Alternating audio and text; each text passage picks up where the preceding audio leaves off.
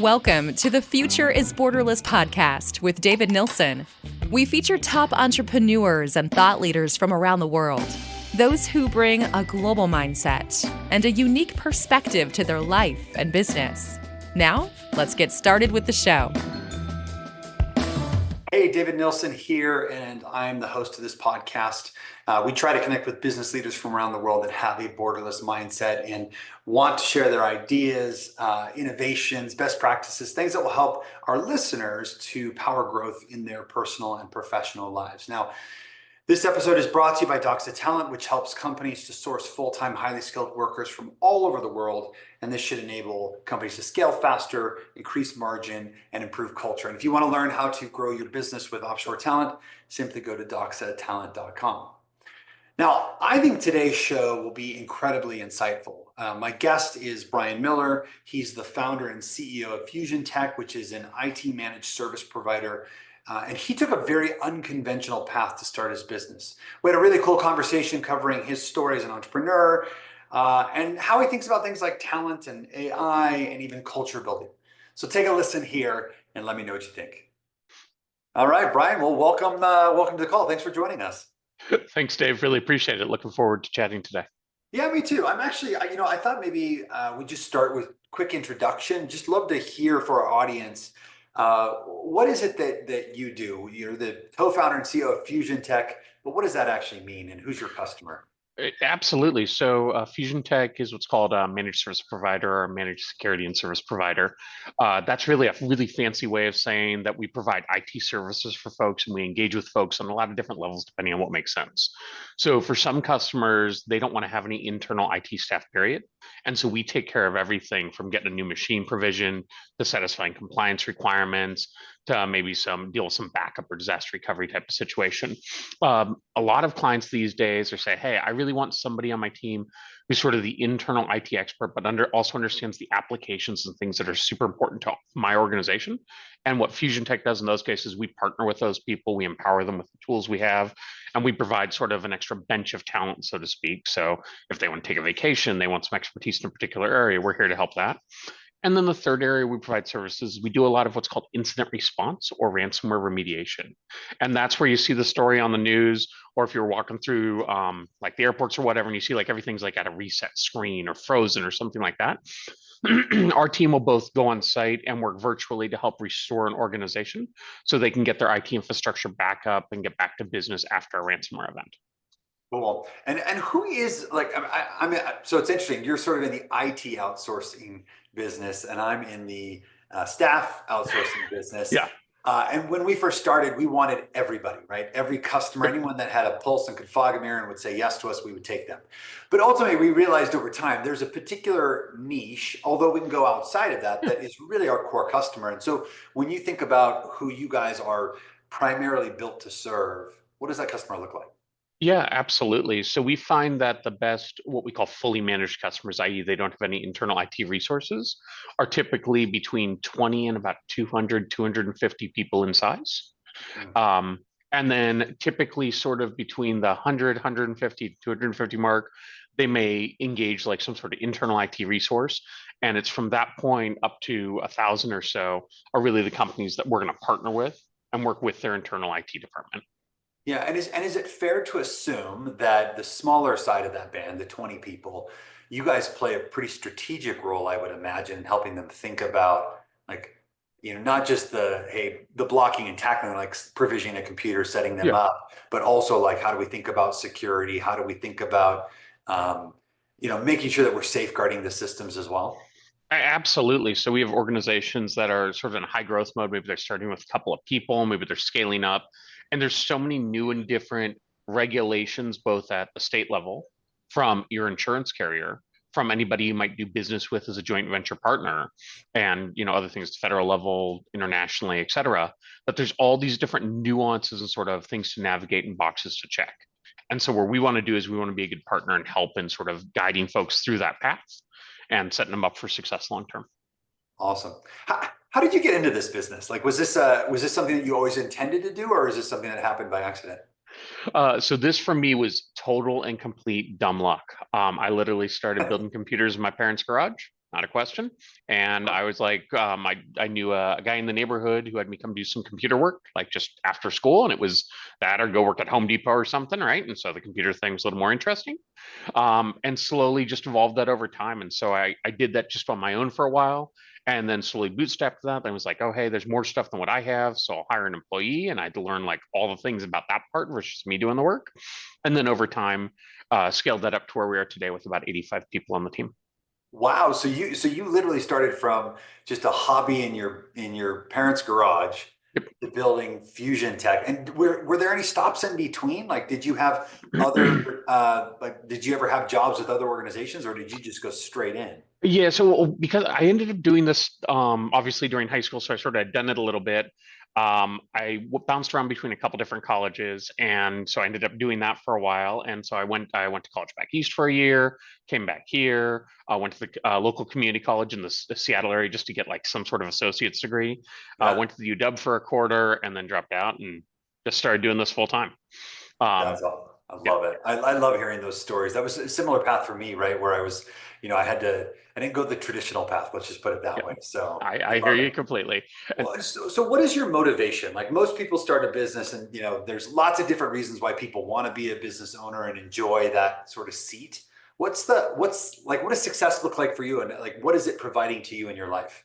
Yeah, sure. So it's interesting you say that because I would tell you that for a decent amount of time, like, hey, it's, got some good money coming in the door, but we're stuck at sort of the, 5, 10, 15, 20 person organization. We ebb and flow. There's a lot of this sort of stuff. And really didn't have sort of like that exit strategy or what success looked like or what we wanted to do. And one of the things I'm really proud of the team, and I think I've obviously personally worked out really hard over the past 6 to 8 years at this point, is really trying to be more disciplined about what that growth looks like and how we're able to support that. And so that translates into a couple of things, right? Like the fact that we've got this many people who were able to provide like a livable income, career path, growth trajectory in multiple locations, both domestically and internationally, is super awesome. The second thing is, the technology side of me is like, I love to see how it works and it's impacted. Like, I don't need to personally reset a password the 27th time, but we've done work from like fishing plants up in Alaska to radio stations to big tunnel machines in the ground, like all sorts of unique and cool type of different projects and different ways in which IT is implemented. Yeah, that's pretty cool. So you're getting a chance to learn from your customers alongside the work that Abs- you guys are doing. Absolutely. Yeah. And I love the fact that you talked about sort of helping to provide opportunities to people both domestically and abroad as part of that journey. It's something I'm actually really passionate about as well. I think it's very, very cool. Um, Absolutely. going down that line, you said something a second ago, and I was actually going to ask you about this a little bit later, but I'll do it now. You said, you're proud of you and the team for evolving, right, and really sort of Yeah. keeping that growth mindset. Talk to me a little bit about some things that you've learned on your journey. I love that most entrepreneurs are lifelong learners, and most of Mhm. them are aware of where they're strong and where they need help. And I'd love Yeah, to hear a little bit absolutely. about like what have you learned about yourself where you're really strong and where maybe having other people on the team is helpful. 100%. Well, what I would actually go back to is you and I happen to share a commonality of both being in EO. Yep. And one of the things that you actually mentioned years ago in passing, just sort of kicked around the back of my mind, was making sure that there's a framework of some sort that works for folks and being able to use that across the board. And when we were sort of sitting trying to figure out, hey, why are we sort of stagnated or stuck at this place? One thing that became really apparent is we didn't have a really good, solid framework across the board. We might have had like a business plan, budget, like some basic sort of stuff, but not a really detailed roadmap. And there's a lot of different ones that work for different people. In this industry, we found that the EOS framework works really Yeah. well. And so, we implemented that, and we've actually implemented it 3 times now. The first 2 times we implemented it, we did it ourselves because I was looking at it, I was like, geez, I don't want to pay anybody else there. That's some spendy coin. But in retrospect, I will tell you that we spent more time debating like how we're going to like store the numbers in SharePoint and like how we're going to track this thing than the actual like getting the thing done. Yeah. And so the third time around, we engaged like a EOS facilitator who's been great and instrumental in sort of driving us forward. And part of it is sort of like, why do you hire a trainer if you're going to the gym? Sometimes you just need somebody to take attendance and hold you accountable versus the actual like nuances of how you're going to go into a push-up. Same sort of concept. Oh So man. Okay. So I want to just double click on a couple things you said there that I think are really good. So first of all, So we run on EOS as well. Hmm. Recently, I had one of our guests, Cesar Quintero, come on. He's one of the largest franchisees in that system. Who Okay. do you use for your EOS work? So we use a guy named Doug Hall. He Okay. is local in the Seattle area. He's actually worked with a bunch of EO folks. The ironic thing is his previous career, which I didn't realize till after we had partnered with him, is specifically in the technology space, and he's actually worked for several other MSPs, outsourced IT companies, things like that. And so that additional insight was really valuable because, like, this business model is super goofy. And while it's one of these things that like just runs in the background a ton, there's so many nuance and different parts of it. It's not like, hey, I'm just like selling real estate, right? Or like own a construction company. We're going to demo things and we're going to build a building, but there's like all these different components and layers and different ways we engage with our customers. And so that was really useful expertise that he had. Yeah, I think finding the right EOS coach is so critical. And you said Absolutely. when you were talking about like your first couple of installations were done ad hoc, we did the same thing. And actually, until we hired Caesar to come in and work Hmm. with us, I think we were running it improperly. And so, it's the same thing. I go to the gym and sometimes I'm like, "God, should I really have a trainer?" But then I realize I probably won't go if I don't have an appointment and an accountability buddy, and sometimes just somebody to mix it up a little bit, right? Like just Absolutely. tremendous value. So I couldn't agree more. What else? I mean, if you think about, you said you guys were sort of hovering around a certain Yeah, band, and now having 85 people, I mean, that's a pretty substantial size for organization. sure. So what really unlocked that for you? Was it just the EOS, or was there something else that sort of just you finally got Um, that was it? I think the EOS portion of it and that framework and consistency over it is like, I'm a big fan of the data component of it. I can make great decisions when we have the data and we know what's there. And having that, what EOS calls a scorecard, basically for everybody in the organization, like what's a number that they can look at on a daily or a weekly basis, or a couple of them that tell me like, did you have success or did you not have success this week? And by the forcing function of us doing that, cause more people to say like, okay, hey, what's the thing I need to do, right? And then that helped sort of set those expectations across the board. And in all just fairness and transparency, we've got basically everybody in the company having an L10 meeting or the weekly sort of meeting format at this point. But getting from just the leadership team to everybody doing it, that was like 3 years, maybe 4 years. I mean, that was like a long time before we got to all that. So Yeah. the other thing I think having to do it is making sure you have some patience to recognize that sometimes you can't move things as quickly. Like I like moving things as quickly as possible.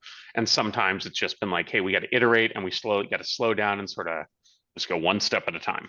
Yeah, we use that mantra all the time. Sometimes we got to slow down to speed up, and Sure. that we ran into a similar challenge where the L10 for the leadership team, the executive team, was easy to do, but once it starts to cascade, that's where it gets harder. So that's why they always tell people it takes 12 to or 18 to 24 months to do that. So That's for that's sure.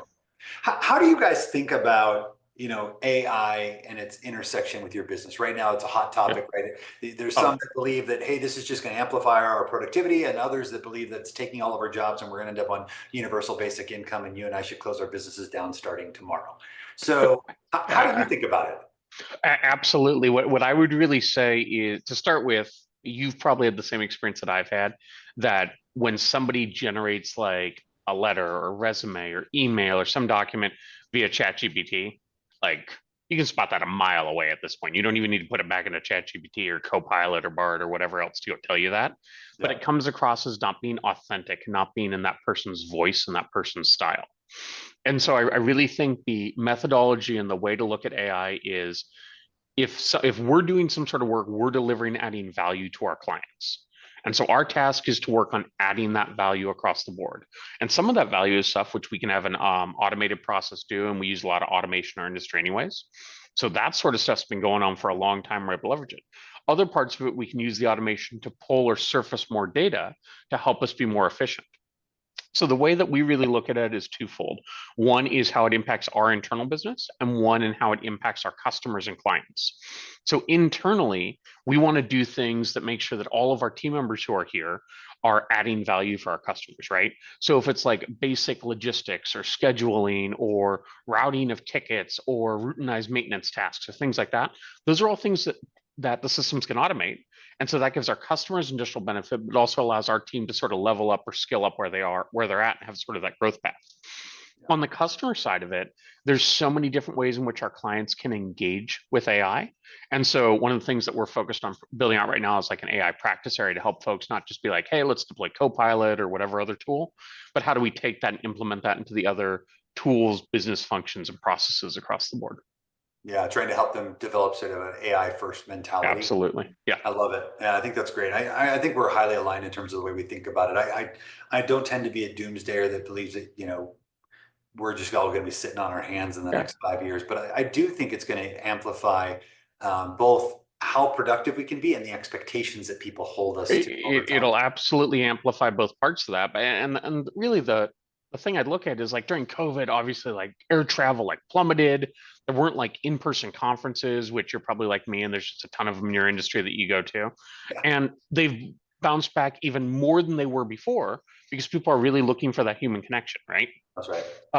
As a funny anecdote, we're evaluating several different AI things, and we continually are on how to improve things. And one thing we looked at doing was evaluating a voice answering system that was AI driven. And the interesting feedback we got from our clients, because we went and talked to several of our clients, we're like, hey, it's going to be able to answer the question. It's going to be able to do it really quickly. So you can do this and that. And they're like, yeah, like that's an okay, like a backup thing if like your team's all busy or something else is going on. But we engage with you because we're looking for the people and the company to do that. We would not like basically move all your stuff over to some sort of AI bot. So part of the value that we as a company, and I got that from multiple of our best clients across the board. Wow.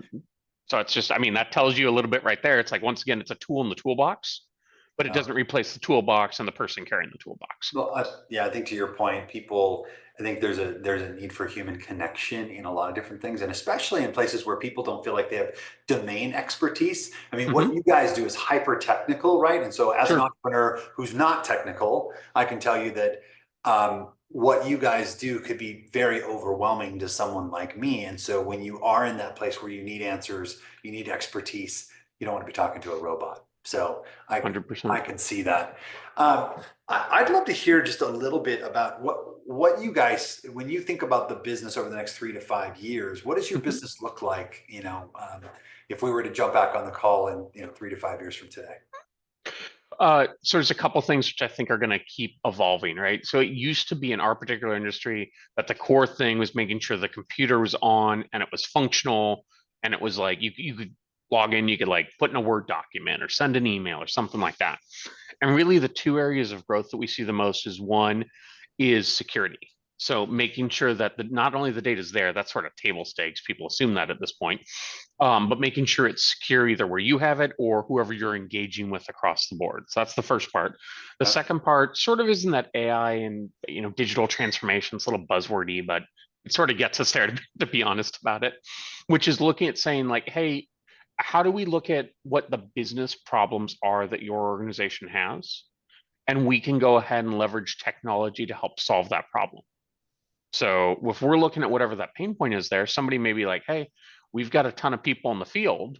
And if we could just get orders from our field sales team to procurement 2 days faster, that could tighten up our ship cycle, reduce our finance load, et cetera, et cetera. Well, that's a really like heady problem across the board. But if we can help somebody identify that and then say, hey, like here's how we're going to get like real-time data in there, here's how we're going to clear it, here's how we're going to do these other steps, that's the sort of thing which I think is going to add a lot more value to our clients. Yeah, I love it. The solutions architect versus just a product. Absolutely. You earlier talked about the fact that you love creating opportunities both domestically and abroad, which tells me that you have teams distributed, right? Yes.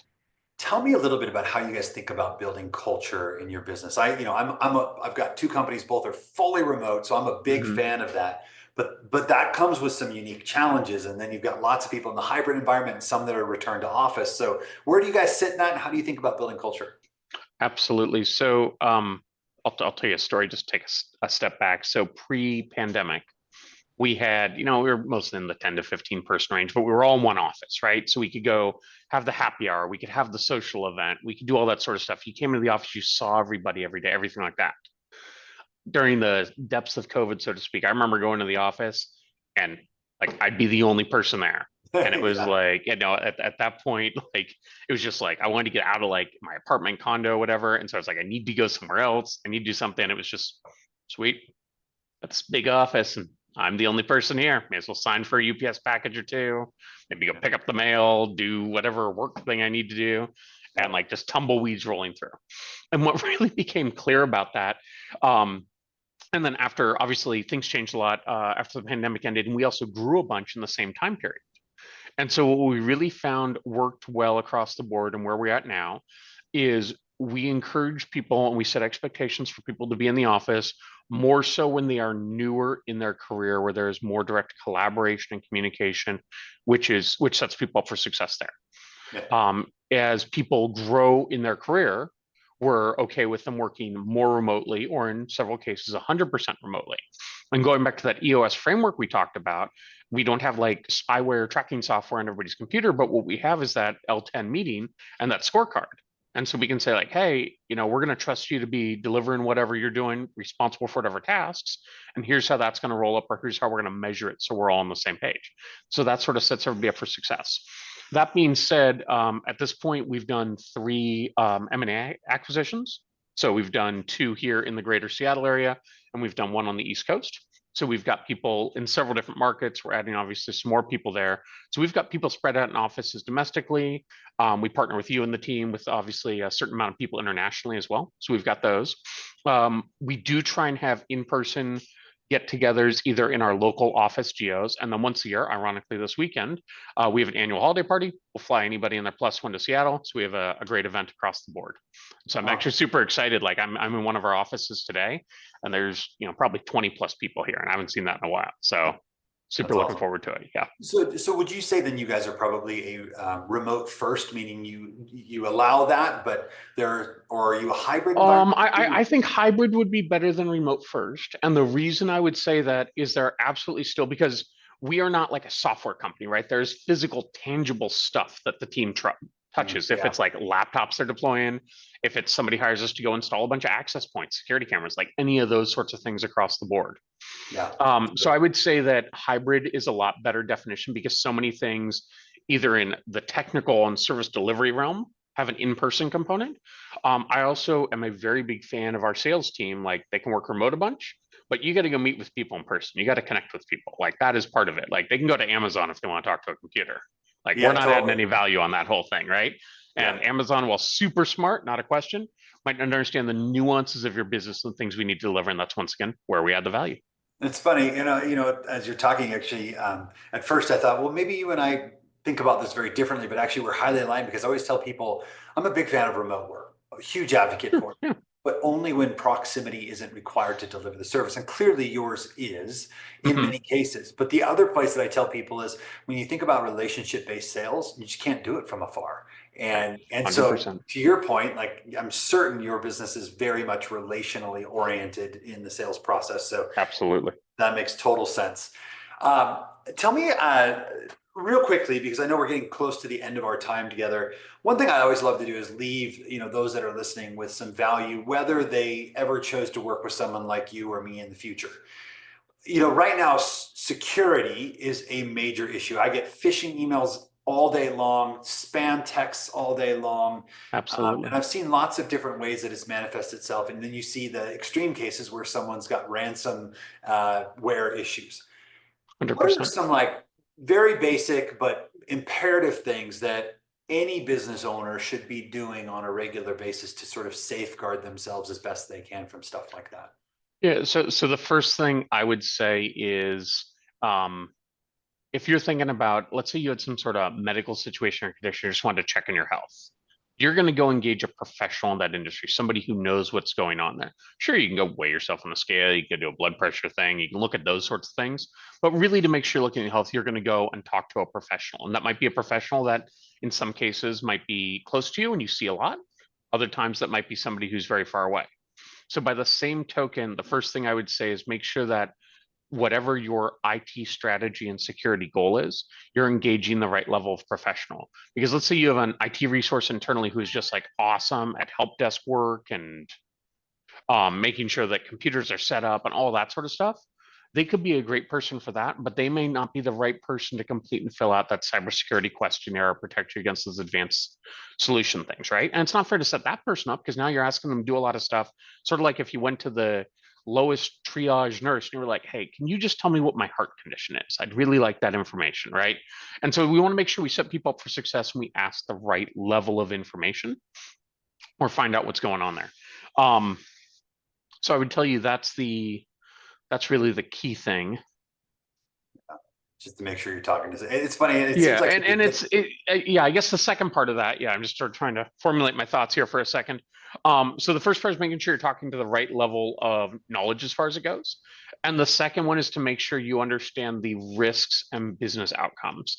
And we've been in a really unique place because we do so much ransomware remediation. We can see how one poor security choice, one thing, like typically it's C-level folks who are like, I don't need the security on my computer. I don't want multi-factor authentication. I don't want to invest in that because it's either a hassle for them or there's an expense. And the fact of the matter is many, if not all cases, the alternative is much worse. And that is the reason, people end up going down that route. And so you need to recognize that. And, people like different business calculus. That's totally fine. But you need to recognize the impact of your choices, because if I'm that ransomware, threat actor, criminal, what have you, hey, in some cases, I really don't want to target like the giant corporation. I want to target that like 50, 100 person company where you've got one or two people, you can figure out really quickly, they can make a decision, I can get paid, move on down the road, because it is just a business for them. And they're trying to figure out what the fastest way is to obtain money. But it does sound like it. I think it makes sense. I mean, most of us, when we're first starting a business or we're sort of in the infancy stages, we try to bootstrap everything together and hold it together with duct tape, right? Yeah, absolutely. But there are certain places where shortcuts can really be catastrophic. And so having the right, advisor, for lack of a better term, and understanding the choices you're making and really the choices you're not making and what those potential implications are. 100%. I love it. All right, well, Brian, we're coming to the end here. So I for the audience, we're talking to Brian Miller, the CEO of FusionTek. Brian, can you just share where people could get some more information on the business if they're interested? Absolutely. So easiest way is by going to our website, which is FUSIONTEK, like Tango Echo Kilo, like most technology companies, we don't spell it correctly, .com. You can also engage with folks there. Myself and several team members are very active on LinkedIn as well, so you're welcome to ping us that way. And fantastic. We are very big about the education aspect. So if you have questions or other stuff we can be answering or a way we can give something back to folks, we're always here to do that. Yeah, and I would encourage that. I've had experience with your team and they're all fantastic professionals. So we'll make sure to get the URL and even your LinkedIn profile into the show notes in case somebody wants to contact you. But thanks again for being on the call today. Absolutely. Thanks, Dave. Thank you for listening to the Future is Borderless podcast with David Nilssen. Be sure to click subscribe to future episodes so you can hear from more top entrepreneurs and thought leaders. And we'll see you again next time.